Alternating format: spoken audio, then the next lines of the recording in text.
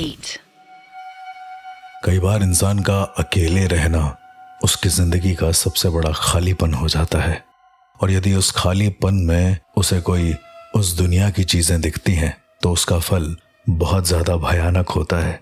हमारी आज की रियल घटना भी कुछ इसी तरह के सिनेरियो पर बेस है। मैं अपनी लाइफ में एक ऐसा मोड़ आया था जहां पर मोस्टली अकेले ट्रैवल करता था, अकेले जाता था, अकेले रहता था। एक बहुत अच्छे जानकार हैं राम अशोक जी।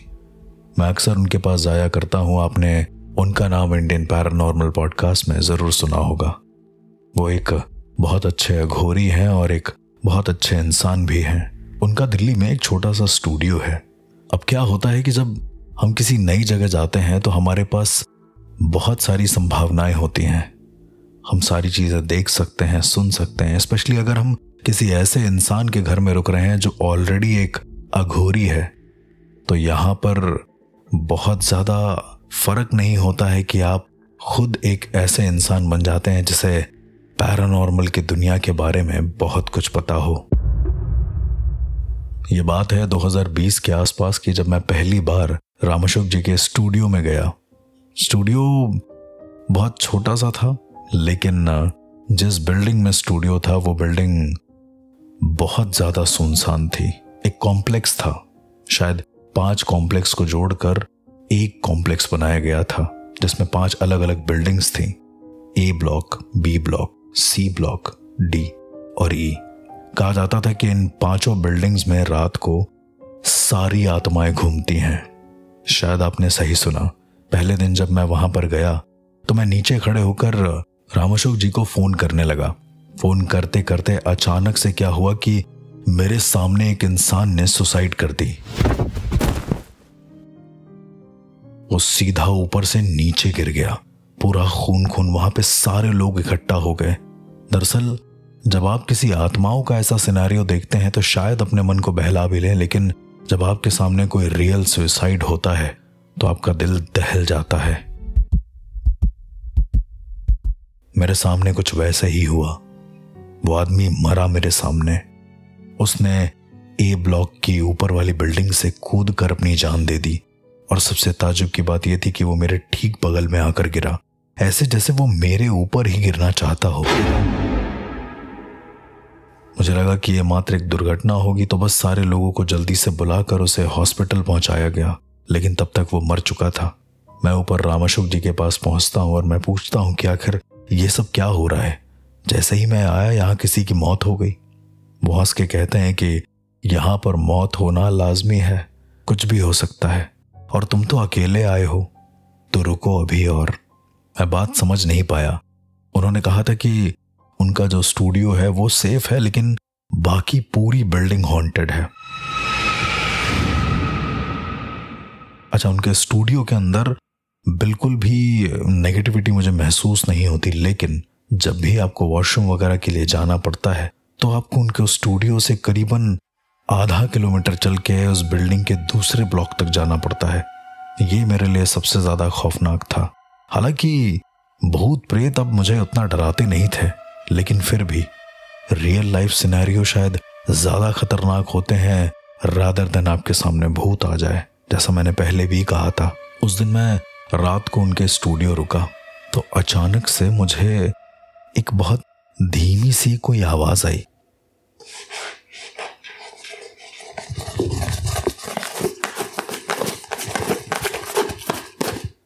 ऐसे जैसे कोई अपने नाखूनों से कुछ खुरच रहा हो। बहुत अजीब था ये सुनने में, और वो मेरे ठीक ऊपर के बने हुए कमरे से आ रही थी। मैं उनके स्टूडियो में वापस से उस कमरे में गया और देखा कि वहां पर क्या है, तो कुछ चूहे शायद इधर उधर घूम रहे थे। मुझे इतना डर लगा नहीं। मैं वापस नीचे आया और सारी लाइटें बंद करके लेट गया। लाइटों के बंद करने के बाद अचानक से मुझे किसी के कुछ चबाने की आवाज आई।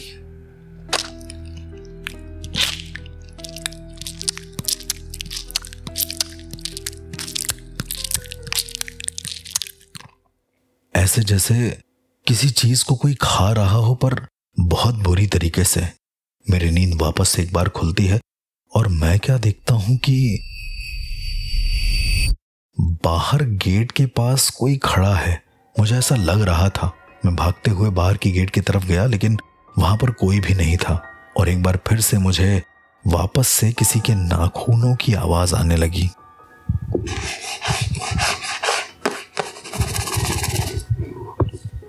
आवाज फिर से ऊपर की तरफ से आ रही थी। इसके बाद मैं मुड़ा और सीधा ऊपर की ओर जाने लगा। ऊपर जैसे ही मैं पहुंचता हूं और अपने मोबाइल का फ्लैशलाइट ऑन करता हूं, मैं क्या देखता हूं कि एक छोटा सा बच्चा जिसके सर पर बाल नहीं है, बस केवल हल्दी से कोई लेप लगा हुआ है, वो बैठा हुआ है और उसके सामने वो मरे हुए चूहे हैं।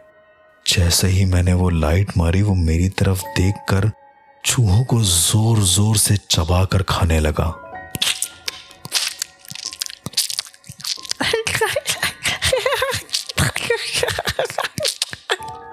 चबाने के साथ साथ वो हंसता भी जा रहा था। उसका चेहरा बहुत बहुत ज्यादा भयानक लग रहा था। मुझे लग रहा था कि शायद ये यहाँ पर गलती से आ गया है, लेकिन एक बच्चा एक चूहे को कैसे खा सकता है। मैंने वापस से फ्लैशलाइट नीचे करी और एक बार और मारी तो वहां पर कोई भी नहीं था, बस चूहों के खून के निशान जरूर थे, ऐसे जैसे उन्हें कोई खींच कर एक कोने में ले गया हो। मैं तुरंत ऊपर से नीचे उतरता हूं और राम अशोक जी को कॉल करता हूं। संजोग की बात यह थी कि उस वक्त किसी ने फोन उठाया नहीं। उनका स्टूडियो मैं अकेले छोड़कर जा नहीं सकता था और अब मेरे पास रुकने के अलावा कोई चारा नहीं था। मेरे दिमाग में यह आ रहा था कि मैं क्यों ना ध्यान करूं अपने गुरुदेव का और एक बार ये देखने की कोशिश करूं कि आखिर ये सब हो क्या रहा है। जैसे ही मैं ध्यान करने बैठा, मुझे ऐसा लगा कि बहुत सारे चूहे मेरे ऊपर घूम रहे हैं। मैंने आसपास देखा तो कुछ भी नहीं था। थोड़ी देर में मेरे कान में एक आवाज आती है,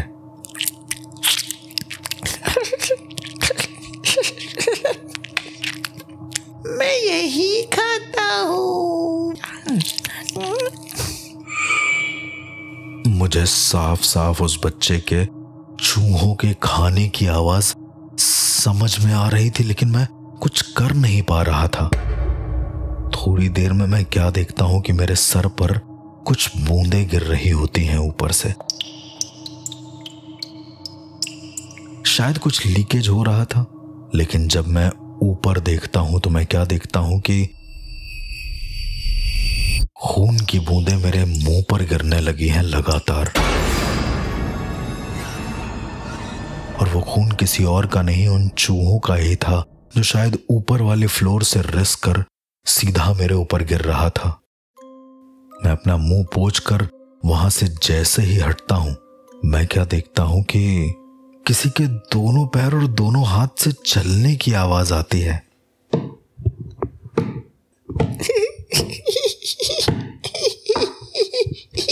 खून। मुझे ऐसा लग रहा था कि उस खून के लिए कोई बच्चा है जो चल कर आ रहा है। मेरी गेट की तरफ झांकने की हिम्मत भी नहीं हुई थी।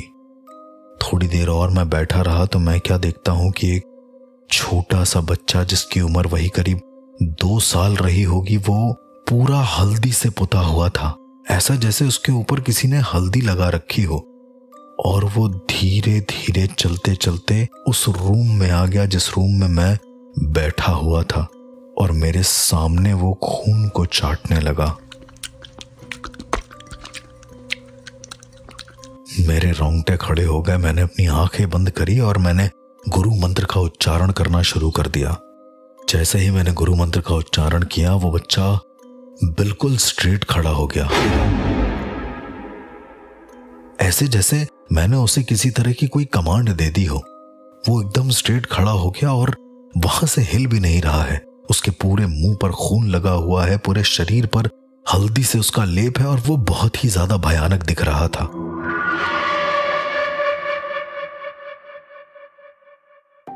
मैंने गुरु मंत्र का उच्चारण जारी रखा और मैं क्या देखता हूं कि मेरे गुरु मंत्र के उच्चारण के साथ साथ वो बच्चे ने अपने हाथ जोड़ लिए हैं, ऐसे जैसे वो मुझे नमस्कार करना चाह रहा हो। और उसके बाद वो मेरे सामने अपना सर झुकाता है और वहां से वैसे ही रेंगता हुआ निकल जाता है। मेरा पूरा शरीर मानो सूख चुका था। ये सारी घटना को देखने के बाद ऐसे लग रहा था जैसे अब मैं इस दुनिया का हिस्सा हूं ही नहीं। मुझे ऐसा लग रहा था कि मैंने यहां पर रुककर सबसे बड़ी गलती कर दी है, और सिर्फ इतना ही नहीं, आगे और भी जो हुआ उसका शायद ये 1% भी नहीं था।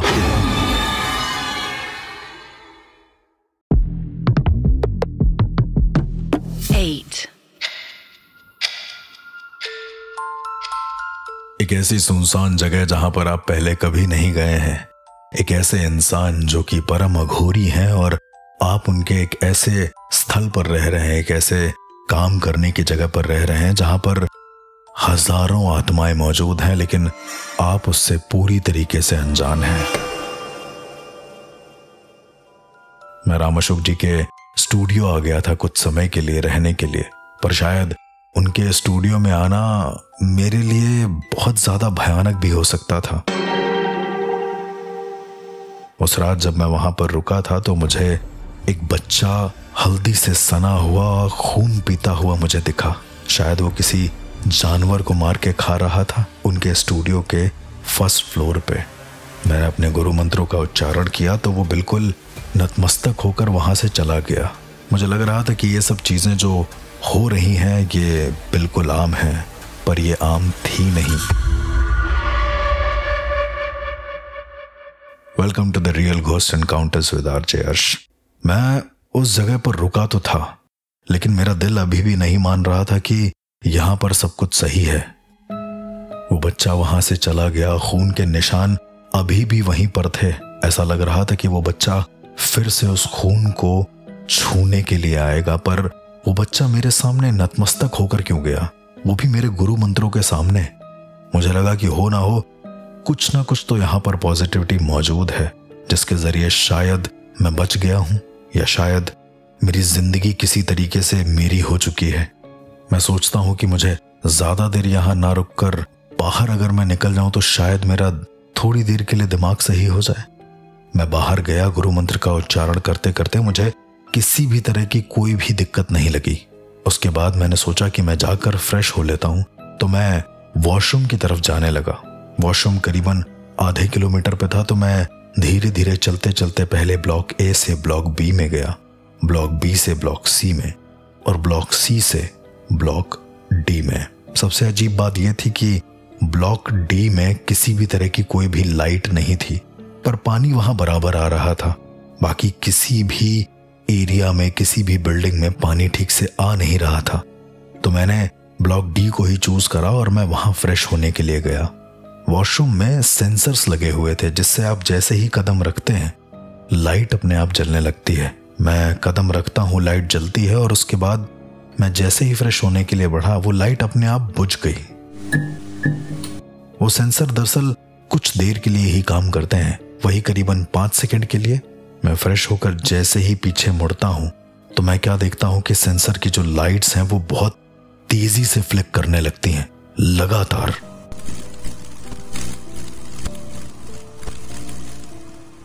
ऐसा लग रहा था कि कोई बार बार उसकी चौखट पर पैर रख रहा है और उससे वो सेंसर एक्टिव हो रहा है, पर इतनी स्पीड में तो सेंसर कभी एक्टिव होते नहीं है। तो लाइट का बार बार फ्लिकर होना ये कहीं संभव ही नहीं है। मैंने अपने हाथ में बंधी हुई घड़ी से समय देखा तो करीबन 1:14 हो रहे थे।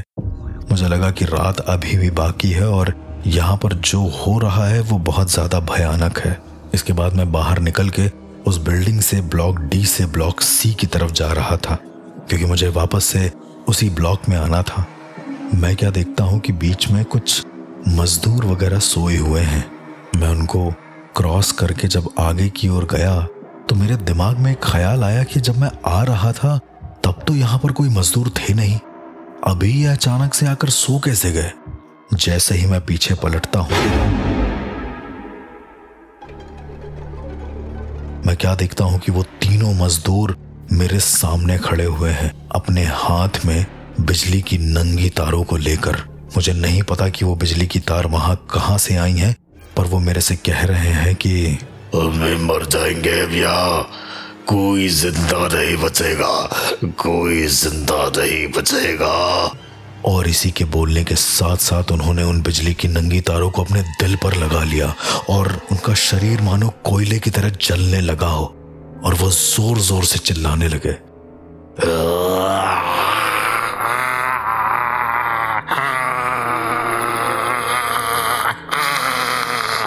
उस खाली बिल्डिंग में उनकी चीख मानो ऐसे गूंज रही थी जैसे मेरा दिल अभी निकलकर बाहर आ जाए।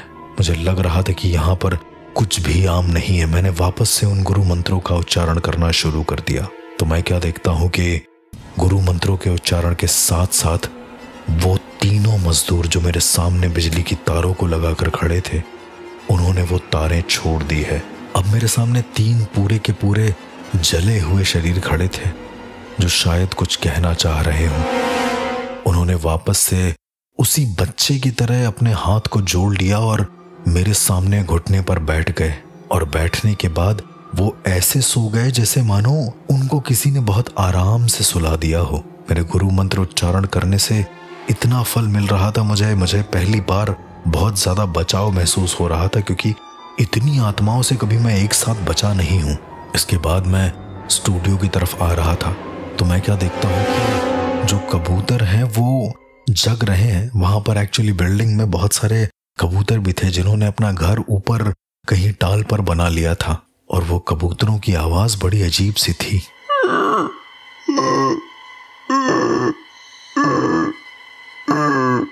आम कबूतर जैसे बोलते हैं वैसे नहीं, उनकी आवाज बहुत ज्यादा भयानक थी। मैं कबूतरों को ध्यान से देखता हूं तो मैं क्या देखता हूं कि उन कबूतरों की आंखें बिल्कुल सफेद हैं। उनका शरीर भले ही डार्क ग्रेइश हो लेकिन उनकी आंखें पूरी तरीके से सफेद हैं, ऐसे जैसे मानो कोई मुझ पर निगरानी रख रहा हो। मैं आगे चलता जा रहा था तो मैंने क्या नोटिस किया कि ऊपर जितने भी कबूतर हैं वो सबकी आंखें सफेद चमक रही हैं, ऐसे जैसे हजारों सफेद आंखें मुझे बहुत बुरी तरीके से घूर रही हूं और मुझे मार डालना चाहती हूं। मुझे लगा कि हो ना हो मेरे गुरु मंत्र ही हैं जो मुझे यहाँ तक सेफ रखे हुए, तो शायद आगे भी वही रखें। पर इंसान लगातार मंत्रों का उच्चारण नहीं कर सकता, उसका गला भी सूखता है।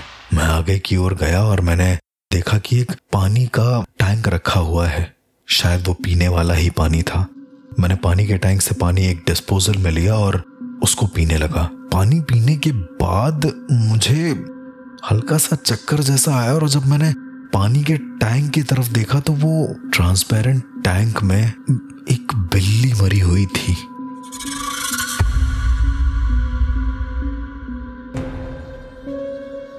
जो शायद बचने की कोशिश कर रही थी पर बच नहीं पाई थी, और वो मरी हुई बिल्ली का पानी मैं उस डिस्पोजल में लेकर पी गया था। पर जब मैं आया था तब तो यहाँ पर कुछ भी नहीं था। मैंने तुरंत उस गिलास को फेंका और वहां से भागकर स्टूडियो की तरफ गया।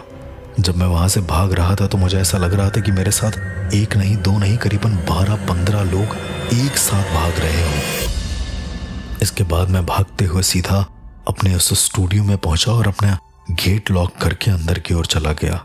जैसे ही मैं गेट लॉक करता हूं, मुश्किल से 1 मिनट भी नहीं बीते होंगे, अचानक से बाहर गेट में किसी के खटखटाने की आवाज आती है।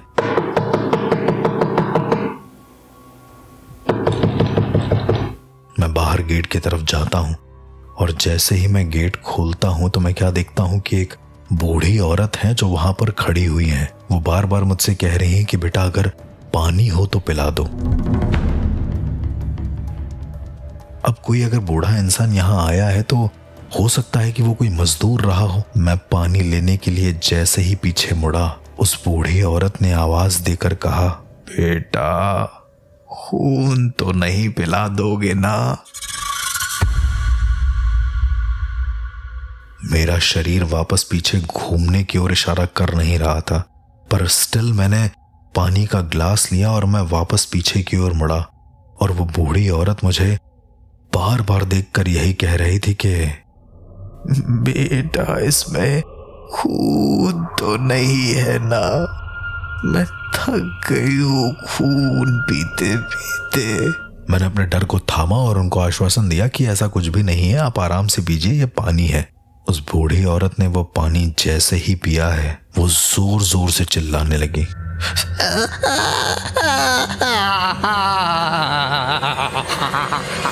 वो चिल्लाते हुए जमीन पर गिर गई है और जोर जोर से तड़पने लगी है, ऐसे जैसे उसको मैंने कोई जहर पिला दिया हो। थोड़ी देर के बाद उसने मेरे आंखों के सामने अपना दम तोड़ दिया और उसका पूरा शरीर नीला पड़ गया, ऐसे जैसे मैंने पानी ना उसको कोई सांप का जहर पिला दिया हो।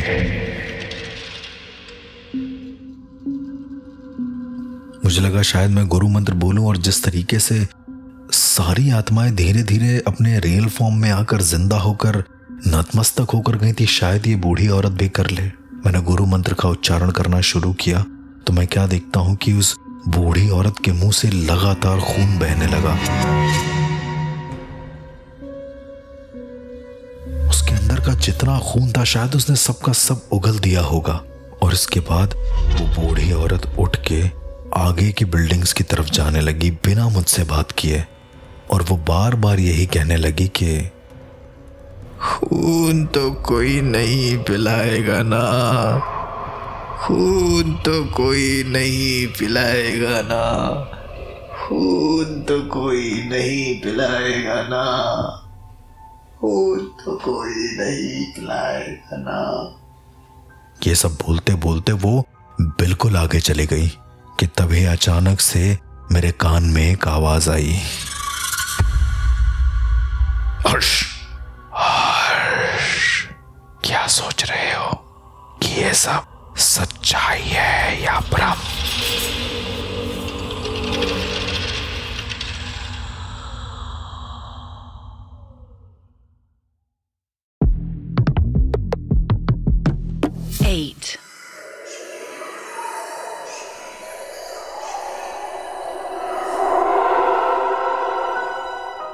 पैरानॉर्मल के सफर को जानते जानते मैं एक ऐसे स्टूडियो में आ गया था जो खुद एक अघोरी का स्टूडियो था। और वहां आने के बाद जब मेरे साथ एक के बाद एक घटनाएं होना शुरू हो गई तो मुझे ये यकीन हो गया था कि मैं किसी आम स्टूडियो में नहीं, एक ऐसी बिल्डिंग के अंदर हूं जहां पर असंख्य आत्माएं हैं जो अलग अलग तरीके से अपने आप को प्रेजेंट कर रही हैं।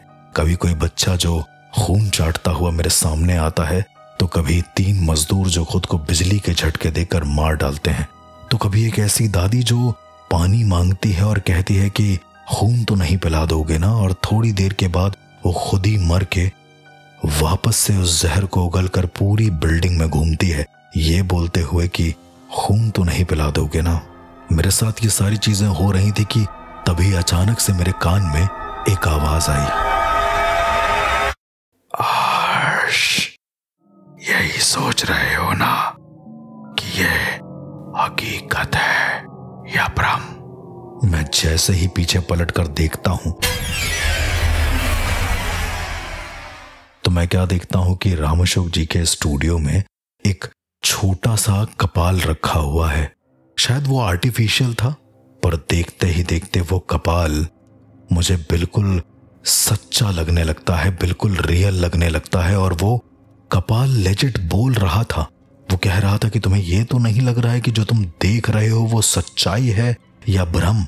मुझे दरअसल यही लग रहा था। मेरे गुरु ने सिखाया है कि कभी भी ऐसे सिचुएशंस में जहां पर आत्माएं तुमसे बात करने की कोशिश कर रही हूं, बिल्कुल भी पीछे नहीं हटना है। तो मैं वहां से पीछे हटा नहीं और 2 कदम उस कपाल की ओर बढ़ा दिया और मैंने कहा कि मुझे जानना है कि आखिर ये सब हो क्या रहा है, आखिर तुम हो कौन?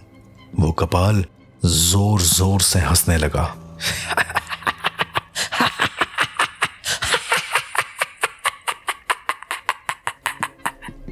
तुम्हें ये जानना है कि मैं कौन हूं? मैं हूं एक कपालिक। मुझे मेरी आंखों पर विश्वास नहीं हो रहा था कि मैं खुद एक कपालिक के स्कल से बात कर रहा था, जो बोल रहा था, जो जिंदा था। मैंने अपने गुरु मंत्रों का उच्चारण जैसे ही करना शुरू किया, वो कपालिक के स्कल में अपने आप एक दिया जल उठा। शायद वो दिया पहले से ही उसके मुंह में था। उस दिए की रोशनी पूरे कपाल में अच्छी तरीके से फैल रही थी। और मुझे साफ दिख रहा था कि उस कपाल के अंदर कोई आंखें हैं जो लगातार मूव कर रही हैं।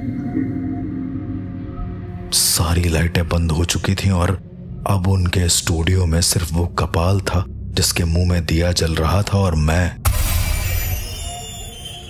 जो उस कपाल से बात करने की कोशिश में लगा हुआ था। मैंने पूछा कि आखिरकार तुम यहां पर आए कैसे? वो कपाल कहता है, 10 साल की उम्र में तुम्हारे बाबा का देहांत हुआ था। 15 साल की उम्र में तुम दीक्षित हुए थे और अब तुम यहां खड़े हो। वो जितनी चीजें बोल रहा था दरअसल वो सारी की सारी सच्चाई थी। मुझे अपने कानों पर यकीन नहीं हो रहा था कि मेरी ऊर्जाओं को ब्लॉक करने के बाद भी कोई मेरी एनर्जीज को पढ़ कैसे सकता है। और ये कपालिक का स्कल, जबकि इसके आसपास कोई भी ऐसा तांत्रिक मौजूद नहीं है, ये बोल कैसे रहा है? तो क्या ये राम अशोक जी का सिद्ध किया हुआ कपालिक का स्कल है जो लगातार बोल रहा है? मुझे कुछ भी नहीं समझ में आ रहा था। थोड़ी देर के बाद अचानक से मेरा फोन बजता है। कॉल राम अशोक जी का होता है और मैं जैसे ही कॉल उठाता हूं मैं उनसे कहता हूं कि यहां पर ये सारी घटनाएं हो रही हैं राम अशोक जी, आखिर मैं करूं तो क्या करूं? और सब मेरे गुरु मंत्र से चुप हो जा रहे हैं। आखिर ऐसा क्या है मेरे गुरु मंत्र में, और आखिर ऐसा क्या हो रहा है जो ये सब घटनाएं मेरी आंखों के सामने हो रही हैं, वो भी इतनी रात को? राम अशोक जी हंसे और कहने लगे कि तुम ये सब जो देख रहे हो ये साधारण एक्सपीरियंस नहीं है। तुम्हारे गुरु मंत्र ने तुम्हें ताकत दी है कि तुम इन सारे दर्द को, इन सारी घटनाओं को समझ सको, जान सको, ताकि तुम्हें पता चले कि कितने सारे दर्द और कितने सारे अनंत संभावनाओं के लोग यहाँ पर मर चुके हैं, जिनकी हजारों इच्छाएं आज भी अधूरी हैं। तुम्हें समझना पड़ेगा अर्श, और यदि तुम्हारे गुरु मंत्र से कोई बच रहा है तो इस भ्रम में मत रहना, वो बस अपनी कहानी दिखाकर वहां से जा रहे हैं। और यदि तुम्हारे पास वो गुरु मंत्र नहीं होता तो आज तुम जिंदा नहीं होते मुझसे ये बात करने के लिए। मैंने उनसे पूछा कि तो फिर ये कपाल क्या है, ये जो मेरे बारे में सारी सच्चाई बता रहा है? राम अशोक जी ने कहा, वो कपाल वार्ताली की क्रिया है, बोलने दो उसको। वो जो बोल रहा है वो सच बोलेगा। एक कपालिक के स्कल को मैंने ही अपने कब्जे में किया था। मैं सुनकर दंग रह गया कि राम अशोक जी ने एक कपालिक के स्कल को अपने कब्जे में कर लिया है और वो बोल रहा है और वो उनकी बात मानता है। राम अशोक जी ने तुरंत उधर से एक आवाज लगाई, रजा। उन्होंने क्या बोला वो मुझे समझ में तो नहीं आया, लेकिन जैसे ही उन्होंने ये बोला वो कपाल बिल्कुल शांत हो गया। उन्होंने मुझसे कहा कि अब रात भर मुझे कोई भी दिक्कत नहीं होगी, मैं आराम से सो जाऊं। मैं वही गुरु मंत्रों का उच्चारण करते हुए आराम से वहां पे सो गया। इसके बाद अगले दिन मुझे अपने घर वापस आना था, तो जब मैं वहां से निकल रहा था तो मैंने क्या देखा कि रास्ते में कुछ लोग बात कर रहे थे। वो शायद काम वाले आंटी की बात कर रहे हों। उन्होंने बताया कि काम वाले आंटी की मौत करीबन 2 हफ्ते पहले पानी ना मिलने की वजह से हो गई थी और उनकी बॉडी पूरी रात बिल्डिंग में पड़ी रही थी। उसके अलावा जब मैं नीचे गया तो कहीं ना कहीं से मुझे ये बातें सुनने को मिल ही रही थी। 2 लोग और आपस में बात कर रहे थे कि जिस तरह से 3 मजदूर मरे हैं उस तरह से और मत मरो, बिजली के झटके आगे भी लग सकते हैं। मुझे बड़ा ताज्जुब लगा कि जिन सवालों का जवाब मुझे जानना था, मुझे एक एक करके उनके बारे में पता लगता जा रहा है।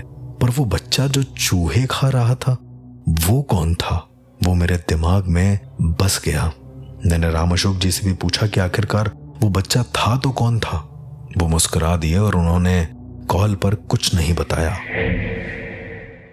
मैं वहां से चला गया और घर जाने के बाद मेरे दिमाग में कई सारे सवाल थे जो शायद जानने जरूरी थे मुझे। मैंने राम अशोक जी को फोन किया और उनसे पूछा कि क्या वो आत्माएं कभी वहां से मुक्त नहीं होंगी। तो राम अशोक जी कहते हैं कि कभी कभी कुछ आत्माएं खुद से ये डिसाइड करती हैं कि उन्हें कहाँ रहना है और कहाँ नहीं रहना है। तो शायद इन सारी आत्माओं ने इस बिल्डिंग को ही अपना घर समझ लिया है।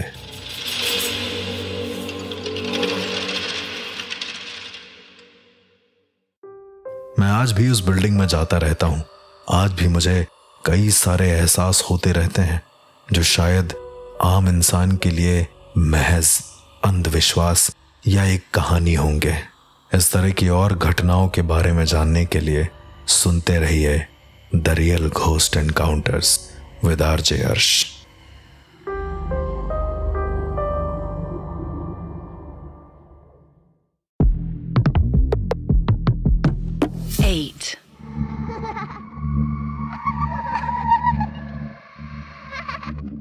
इस दुनिया में दो तरह के लोग एग्जिस्ट करते हैं। एक वो जो आत्माओं पर यकीन करते हैं और दूसरे वो जो उन्हें बिल्कुल नहीं मानते। जो उन्हें बिल्कुल नहीं मानते उनका ये कहना है कि घर और बाकी सारी जगह बहुत सेफ होती हैं, शमशान बहुत बेकार होता है, पर कुछ जगह ऐसी होती हैं जहां पर जिंदगी और मौत आपस में मिलते हैं। अक्सर ऐसी जगह पर लोगों को डर लगता है जैसे शमशान, पर हम जो नेग्लेक्ट कर देते हैं वो होती हैं वो जगह जहां अक्सर हम आया जाया करते हैं, जैसे कोई हॉस्पिटल या उसका मुर्दा घर। हमारी आज की कहानी भी कुछ इसी टॉपिक के अराउंड रिवॉल्व करती है। आज से करीब 8 साल पहले मेरे एक दोस्त की डेथ होती है। मैं उसे बहुत ज्यादा मानता था और आउट ऑफ नोवेयर अचानक से उसका एक एक्सीडेंट होता है जिसमें उसकी मौत हो जाती है। उसके घर जब मैं गया तो मैंने देखा कि उसकी डेड बॉडी रखी हुई है, लेकिन सबसे अजीब बात यह थी कि उसकी माँ को लग नहीं रहा था कि वो मर गया है। उसकी माँ कह रही थी कि ये जिंदा है, ये मेरे सामने बोल रहा है।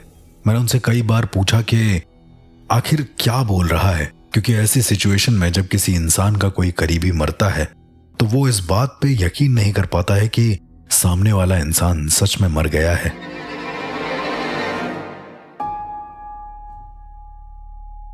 मैंने उनकी माँ से पूछा कि आखिर आपको क्या हो रहा है, तो वो कहती हैं कि सत्यम अभी मरा नहीं है, सत्यम जिंदा है। सत्यम मुझसे खाना मांग रहा है, हमेशा की तरह उस चौखट पर खड़ा है। मैं क्या देखता हूं कि सत्यम की बॉडी के पैर जिस तरफ होते हैं उस तरफ एक दरवाजा है जो शायद किसी दूसरे कमरे की ओर खुलता है। उधर साइड पर कुछ अजीब सी हलचल हो रही है, लेकिन मुझे एग्जैक्ट नहीं दिखता है कि क्या है। मैं उनकी माँ से पूछता हूं तो उनकी माँ कहती है कि मेरा बेटा यहीं खड़ा हुआ है, तुम देख सकते हो तो उसे देखो और उसे बोलो कि यहां से ना जाए। सबसे अजीब बात तब हुई जब मैंने उनसे पूछा कि उसके आगे वो क्या कह रहा है। उनकी माँ ने कहा कि वो कह रहा है कि वो अपने शरीर में वापस नहीं जा पा रहा है, किसी तरीके से वो मर गया है, उसका अभी समय नहीं था, इसलिए वो हमेशा भटकेगा। आमतौर पर मेरे गुरु द्वारा दी गई दीक्षा से मैं आत्माओं को देख सकता हूं, लेकिन वहां पर मैं उसकी आत्मा को महसूस तक नहीं कर पा रहा था। बस इतना लग रहा था कि कोई तो है जो खड़ा हुआ है। मुझे ऐसा लगा कि मरने के बाद जो आत्माएं आसपास होती हैं ये उनमें से ही एक होगा।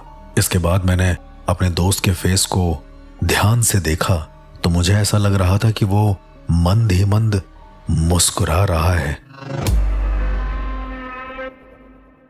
ऐसे जैसे वो कुछ कहना चाहता हो।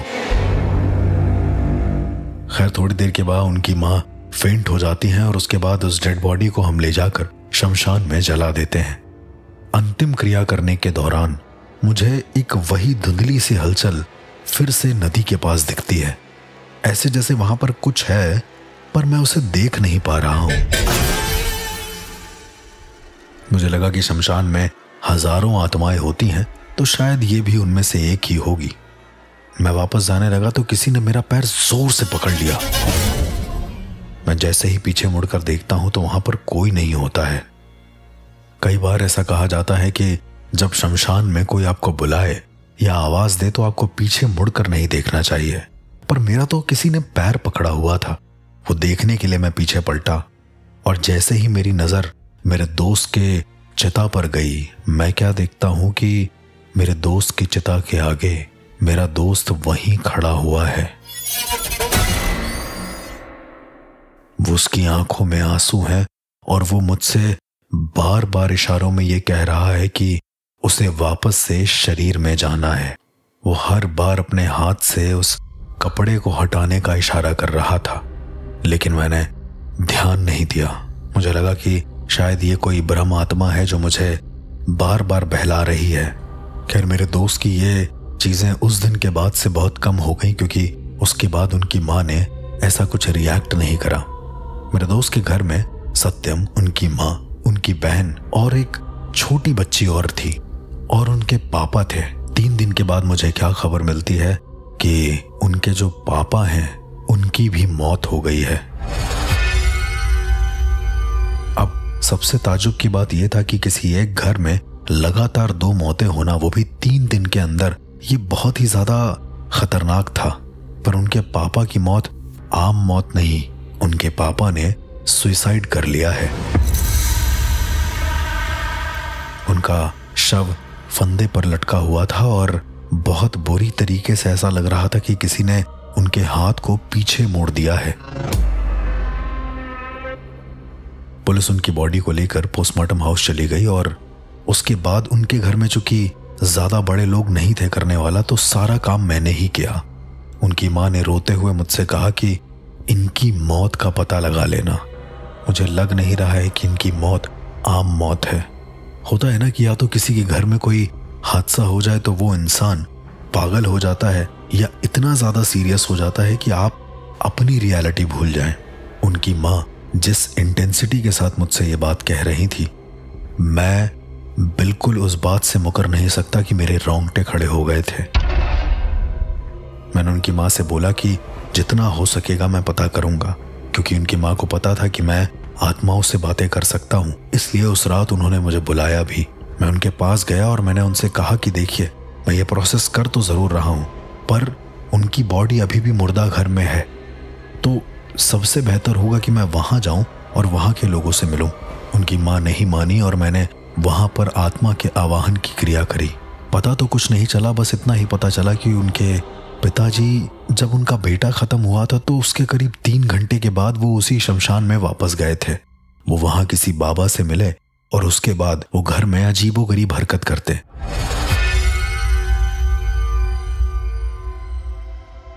जिन दिनों में सत्यम खत्म हुआ था, वो घर में आते और सारे भगवानों की मूर्ति को तोड़ देते।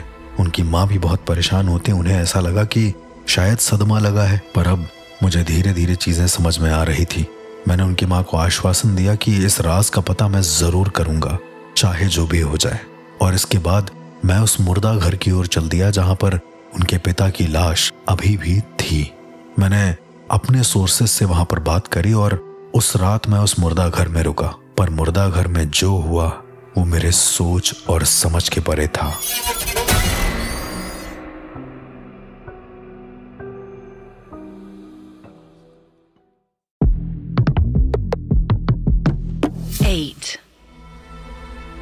मेरे दोस्त की मौत के बाद मैं बिल्कुल परेशान हो गया था, क्योंकि उनकी माँ को बार बार मेरे दोस्त की आत्मा दिख रही थी। पर सबसे ज्यादा ताज्जुब की बात तब हुई जब मेरे दोस्त की मौत के ठीक 3 दिन के बाद उनके पापा का देहांत हो गया। सबसे अजीब बात यह थी कि उनके पापा ने फांसी लगाई थी और उनके दोनों हाथ पीछे की ओर अकड़े हुए थे, ऐसा जैसे किसी ने जानबूझकर उनका हाथ पकड़कर पीछे कर दिया हो। उनकी माँ, मेरे दोस्त सत्यम की माँ ने मुझसे कहा था कि मुझे इनकी मौत के पीछे की वजह जाननी है, चाहे जो भी हो जाए। उस रात मैंने उनके पिताजी का आवाहन भी किया, पर अब बारी थी उस जगह पर जाने की जहां पर इनके पापा की लाश थी, यानी हॉस्पिटल का मुर्दा घर, जो शायद मेरी जिंदगी की सबसे ज्यादा खौफनाक रातों में से एक थी। मैं उसी रात उस मुर्दा घर की ओर निकल गया। वहां पर मैंने अपने लोगों से बात करी और उस रात मुझे उस मुर्दा घर में रुकने की परमिशन मिल गई। ये रात मेरे लिए शायद बहुत ज्यादा अजीब होने वाली थी, इसका मुझे अंदाजा नहीं था। वहां काम करने वाले दादा से मैंने पूछा कि आखिर यहां पर इतना सन्नाटा है क्यों, और क्या और कोई वर्कर नहीं है क्या? तो वो दादा ने कहा कि बेटा, मेरे अलावा यहाँ कोई नहीं रहता। मैं समझ नहीं पाया और मैंने उनसे कहा कि आपको यहाँ काम करे हुए कितना साल हो गए, क्योंकि मेरे दोस्त रोहित ने मुझे यहाँ पर भेजा है। रोहित दरअसल उस हॉस्पिटल का मैनेजर था और उसने ही मुझे उस मुर्दा घर में रुकने की परमिशन भी दी थी। तो बाबा कहते हैं कि उन्हें यहाँ काम करते हुए 20 से 25 साल हो गए हैं। मैं शायद आता नहीं था ज्यादा मुर्दा घर की ओर, इस वजह से मुझे पता नहीं था। मैंने उनसे आज आई हुई डेड बॉडीज के बारे में पूछा तो उन्होंने एक पूरी लिस्ट दे दी जिसमें करीबन 50 से 60 लोग थे। वो हॉस्पिटल उस एरिया का बहुत बड़ा हॉस्पिटल था, इस वजह से इतनी सारी लाशों का वहां पर आना जाना होता रहता था। चूंकि मुझे उनकी डेड बॉडी को एक बार देखना था, ठीक से ऑब्जर्व करना था कि कहीं कोई तंत्र क्रिया तो नहीं करी गई है, इसलिए मैंने उन बाबा से कहा कि मुझे अगर वो उस मुर्दा घर में ले जाकर बॉक्स नंबर 48 के पेशेंट को अगर देखने देंगे तो शायद मैं थोड़ी सी चीजें समझ पाऊं, थोड़ा और क्लियर हो पाए। काफी बार उससे बोलने के बाद वो बाबा मुझे अंदर ले गए। उन्होंने मुझसे कहा कि यहाँ पर किसी भी चीज को छूना मत। मैंने बिल्कुल वैसे ही किया। बॉक्स नंबर 48 जो पूरी उनकी ड्रॉर थी उसको खोला गया तो उसमें सत्यम के पापा की डेड बॉडी लेटी हुई थी।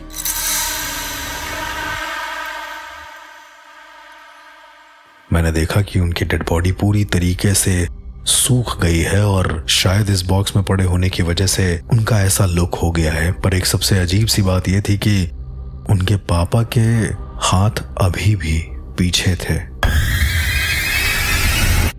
उनकी लाश को देखकर वो लाश मुझे नॉर्मल लग नहीं रही थी, तो वहां पर जो बाबा खड़े थे वो मुझसे कहते हैं कि अरे बेटा इतना मत देखो, यहाँ पर जो देखोगे वो सच नहीं होता। कई लोगों को भ्रम होता है, तुम्हें भी हो रहा होगा। इस पर कुछ जादू टोना हुआ नहीं है। मैंने उनकी बात तो मानी, पर एक बार के लिए मैं चौंक गया क्योंकि मैं यहाँ पर तंत्र प्रक्रिया को समझने आया हूँ। ये बात बाबा को कैसे पता चली? मैंने उनसे पूछा कि बाबा आपको ये कैसे पता चला कि मैं यहाँ पर इस बॉडी में तंत्र की निशानियां ढूंढने आया हूँ? तो वो बाबा ने मुझसे कहा बेटा मैं भी कभी एक टाइम पे ये सब करा करता था, इसलिए मुझे पता है। मैंने उनकी बात समझी और उसके साथ मैं वापस आने लगा। उन बाबा ने कहा कि अगर तुम चाहते हो तो यहाँ पर एक रात रुक सकते हो, क्या पता जिस वजह से तुम आए हो वो तुम्हें वजह मिल जाए। मैंने उनको सारी बात बताई कि मैं अघोर पंथ से बिलोंग करता हूँ और यहाँ पर उनके पापा की मौत का राज जानने आया हूँ। वो बाबा मेरे साथ बैठे रहे और अपने घर की बातें बताते रहे। उन्होंने बताया कि कैसे वो अपने घर वालों के लिए इतना सब कुछ करते हैं, रात रात भर नौकरी करते हैं और उसके बाद भी उन्हें कोई पूछता नहीं है। थोड़ी देर हम लोगों की बातें चली होंगी कि तभी अचानक से एक आवाज आती है। ये आवाज काफी अलग थी, ऐसा लगा किसी ने दरवाजे को खोलकर जोर से मार दिया हो। हमने पीछे की तरफ देखा तो आवाज उस मुर्दा घर से आ रही थी। हमने उस एक आवाज को इग्नोर करा और मैं सत्यम की बात करने लगा। मैंने बताया कि कैसे मेरा दोस्त खत्म हो चुका है और उसकी आत्मा उसकी माँ को दिखती है। अब हम दोनों के बीच की ये बातें काफी इंटेंस हो गई थी कि तभी अचानक से जैसे ही मैंने ये बोला कि उनके पापा के बारे में भी शायद मुझे ये लगता है कि उनकी आत्मा यहीं कहीं जिंदा है, कि तभी अचानक से फिर से वही आवाज आती है। इस बार मेरा दिल कर रहा था कि मैं वहां पर जाऊं और देखूं कि आखिर वहां पर है क्या। जब मैं वहां पर जा रहा होता हूं तो मैं क्या देखता हूं कि उस मुर्दा घर के दरवाजे के पीछे शायद कोई है, किसी की तो परछाई थी। जैसे ही मैं वो गेट खोलता हूं वहां पर केवल बंद हुए वो बॉक्स होते हैं और कुछ नहीं, लेकिन एक बॉक्स अभी भी खुला होता है। उस बॉक्स का नंबर होता है 49। मैं पास जाकर देखता हूं तो वहां पर एक और लाश होती है जो पूरी ठंडी पड़ चुकी होती है। वो कुछ मेरे दोस्त सत्यम के जैसी लग रही होती है, लेकिन मैं उस चीज को इग्नोर करता हूं और उस ड्रॉर को वापस से बंद कर देता हूं। ड्रॉर बंद करने के बाद मैं वापस जैसे ही चल के आ रहा होता हूं कि अचानक से मुझे किसी ब्लेड्स के खनकने की आवाज आती है। आवाज बड़ी अजीब थी, जैसे किसी ने कुछ फेंक दिया हो। मैं पीछे मुड़कर देखता हूं तो वहां पर कुछ भी नहीं होता। इमेजिन करिए आप एक ऐसे कमरे में हैं जहां पर कई सारे मुर्दा हैं, लेकिन आपको फिर भी आवाजें सुनाई दे रही हैं। इसके बाद मैं वो गेट बंद करके उन बाबा के पास वापस आता हूं। उनसे कहता भी हूं कि ये सारी चीजें हो रही हैं। तो उस मुर्दा घर के जो गार्ड होते हैं बाबा, वो कहते हैं कि यहाँ पर आम चीजें होती रहती हैं और जरूरी नहीं है कि जो आप देखो वो सच ही हो। मैं उनकी बात से ताल्लुकात तो रख रहा था, लेकिन मेरे दिमाग में अभी भी बड़ी अलग अलग चीजें घूम रही थी। थोड़ी देर में मैं क्या देखता हूं कि हम बात तो कर रहे हैं लेकिन बाहर 5 लोग खड़े हुए हैं जो हॉस्पिटल के कपड़ों में हैं। शायद कुछ कहना चाह रहे हैं। वो बार बार उस मुर्दा घर की ओर, जो गेट ठीक हमारे पीछे था, उसकी तरफ इशारा कर रहे थे और वो पेशेंट्स बार बार उस गेट को देखकर घूर रहे थे। मुझे लगा कि हो ना हो ये आत्माएं हैं, ये कोई आम इंसान तो नहीं हो सकते। वो 5 आत्माएं लगातार घूरे जा रही थी। किसी का चेहरा फटा हुआ था तो किसी के हाथ टूटे हुए थे, लेकिन सब एक साथ एक ही सुर में पता नहीं किस आवाज में गुर्रा रहे थे। वो कह रहे थे,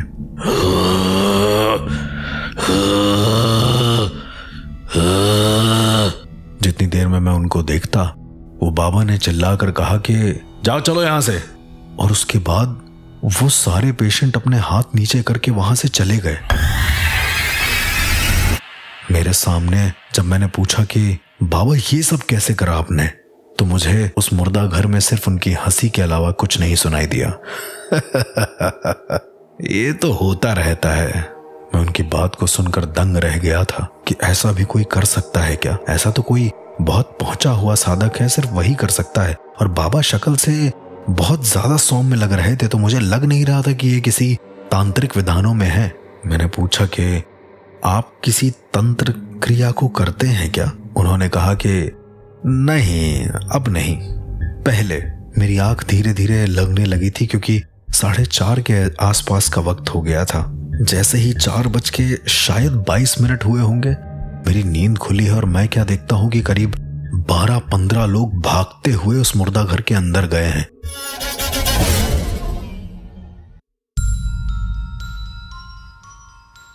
मैं उनके पीछे पीछे जाता हूं तो खिड़की से मैं क्या देखता हूं कि सब एक एक करके अपने अपने बॉक्सेस में जा रहे हैं और मुझे बार बार वही आवाज आ रही है।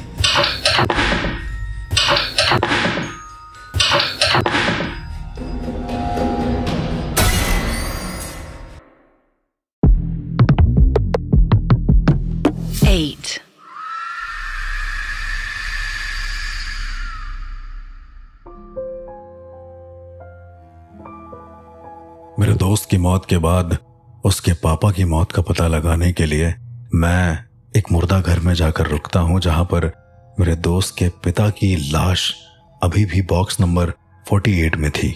वहां पर मैं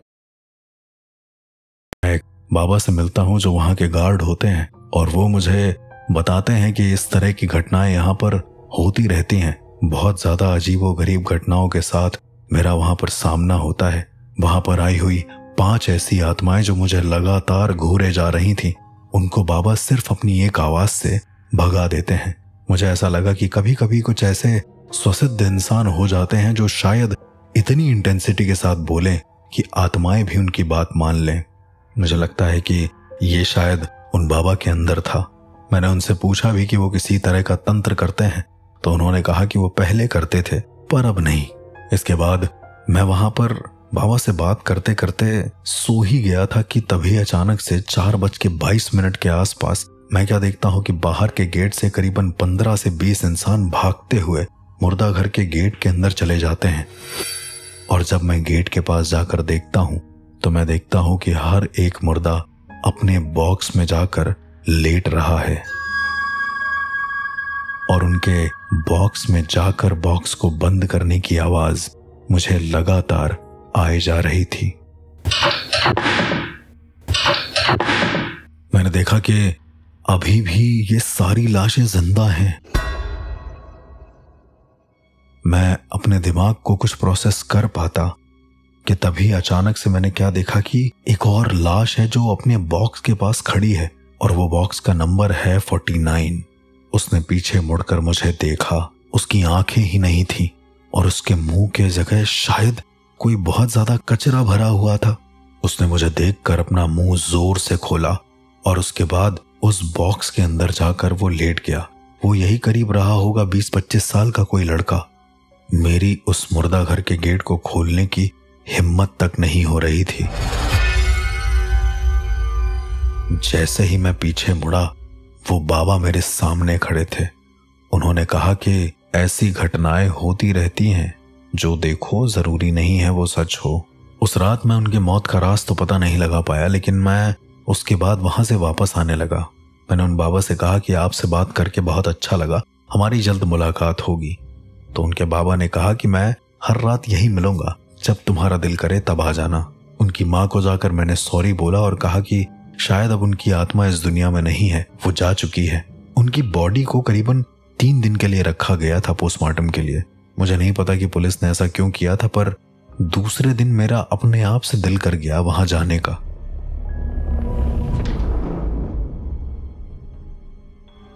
उनकी मां ने तो शायद ये मान लिया था कि उनके पति इस दुनिया में नहीं है, पर मेरा दिल एक कहीं ना कहीं ये तलाश रहा था कि शायद वो मुझे मिल जाए। तो दूसरे दिन करीबन 7 बजे मैं वहां से निकला और सीधा उस मुर्दा घर में चला गया। मैंने देखा कि वहां पर डे शिफ्ट वाला एक वर्कर बैठा हुआ है। मैंने उसको पूछा कि आपकी शिफ्ट कितने बजे खत्म होगी? तो उसने कहा करीबन 11:30 बजे। मैंने थोड़ी देर वहीं पर बैठकर इंतजार किया और उसके बाद कुछ बाहर खाने के लिए चला गया। मेरे फोन पर एक फोन आता है। मैं वो फोन उठाता हूं तो उसमें वही बाबा होते हैं। वो मुझसे कहते हैं कि अरे बेटा, तुम्हारा नंबर लिया था मैंने, कितनी देर में आओगे? मैंने उनसे कहा कि बाबा मैं आता हूं, जल्दी आता हूं, और आप आ गए हैं क्या वहां पर? तो उन्होंने कहा कि हाँ वो आ गए हैं। मैं अपना खाना खत्म करके सीधा उस मुर्दा घर में पहुंचा तो बाबा मेरे लिए इंतजार कर रहे थे। उन्होंने कहा कि आओ, आज की रात और भी अच्छी होने वाली है। मैंने उनसे पूछा कि क्यों, आज ऐसा क्या है? तो उन्होंने कहा कि आज अमावस है, आज के दिन आत्माएं और ज्यादा बाहर रहती हैं। आमतौर पर वो लोगों से ऐसी बातें करते नहीं थे, पर चूंकि उन्हें मेरे प्रोफेशन के बारे में पता था तो मैं उनसे ये सारी बातें और वो मुझसे ये सारी बातें आसानी से कर ले रहे थे। थोड़ी देर के बाद वो शायद अपने टिफिन को निकालने लगे, शायद कुछ खाने के लिए। पर एक अजीब सी चीज ये थी कि जैसे ही उन्होंने टिफिन निकाला मेरी हार्ट बीट बहुत तेज हो गई। मैं समझ नहीं पा रहा था कि ये नेचुरली हो रहा है या फिर मुझे ऐसा लग रहा है कि यहाँ पर कुछ गड़बड़ है। मैं देखता हूँ कि वो बाबा अपने एक हाथ में आटा लेते हैं और टेबल पर अपने एक गोल घेरा बनाते हैं और उसमें उस खाने को रखते हैं। मैंने उनसे पूछा कि बाबा आप ये क्या कर रहे हैं? तो उन्होंने कहा कि मैं अपने खाने की तैयारी कर रहा हूँ, तुम्हें खाना है तो तुम भी खा सकते हो। थोड़ी देर के बाद मैं क्या देखता हूँ कि बाबा ने कुछ हड्डी जैसा निकाला है और वो अपने उस टिफिन पर जोर जोर से मारने लगते हैं, ऐसे जैसे वो किसी चीज को बुला रहे हो।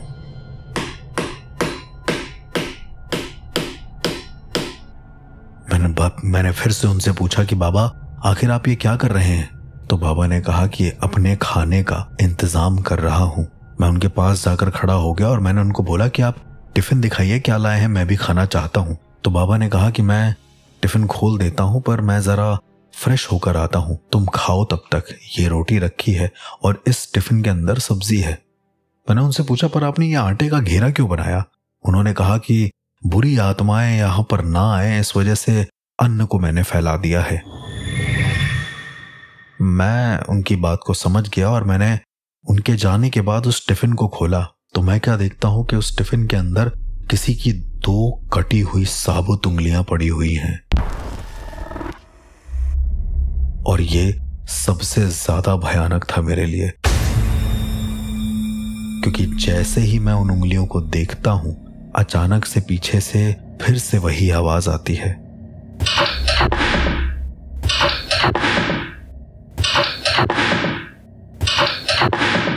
चार 5 बार बॉक्स के खुलने की। मैं समझ नहीं पा रहा था कि आखिर अब मैं जाऊं कहां पे।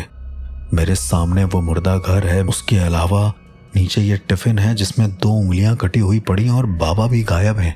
मैंने उस टिफिन को तुरंत बंद किया और दूर उठा के फेंक दिया। मैं उस मुर्दा घर के गेट की ओर धीरे धीरे जाने लगा कि तभी अचानक से मैं क्या देखता हूं कि किसी के सीटी की आवाज मेरे कानों में आती है। सीटी बड़ी अजीब सी थी और जैसे ही मैं पीछे पलटा मैं क्या देखता हूं कि मैंने जहां पर वो टिफिन फेंका हुआ था उस टिफिन से वो उंगलियां नीचे गिरी हुई थीं और उस उंगली को एक करीबन 35 से 40 साल का इंसान शायद खा रहा था। मैं उसका चेहरा अंधेरे में दूर से देख नहीं पाया।